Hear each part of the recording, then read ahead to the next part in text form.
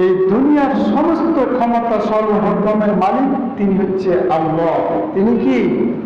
আল্লাহ। তিনি হচ্ছেন তাবারাকাল্লাযী বিয়াদিহিল মুলকু ওয়া হুয়া আলা কুল্লি শাইইন কাদির। বরকতময় সেই সত্তা যার হাতে সর্বভৌমত্ব, তিনি সব কিছুর উপর ক্ষমতাবান। তিনি কাউকে রাজত্ব দান করেন, তিনি আবার ক্ষমতা করেন, তাকে অপদস্থ করেন, তাকে আবার সম্মান দেন, কাউকে রিজিক বাড়িয়ে দেন, তার কাছ থেকে রিজিক ছিনিয়ে নেন, তাকে গরিব করেন, গরিব থেকে আবার ধনী করেন। এরকম করার মালিককে আল্লাহ।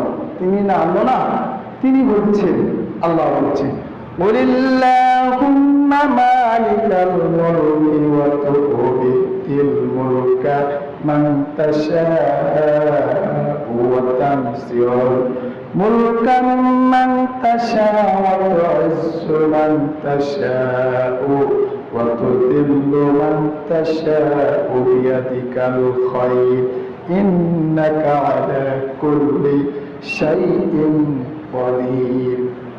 তিনি হচ্ছে সেই সত্তা, তিনি হচ্ছে সেই আল্লাহ। তিনি হচ্ছে যাকে ইচ্ছা তাকে রাজত্ব দান করেন, আবার তিনি হচ্ছেন যাকে ইচ্ছা তাকে রাজত্ব থেকে, ওই পাওয়ার থেকে, ওই ক্ষমতা থেকে তাকে নামিয়ে দেন। তিনি যাকে ইচ্ছা তাকে সম্মান দান করেন, তিনি যাকে ইচ্ছা তাকে অপদস্থ করেন,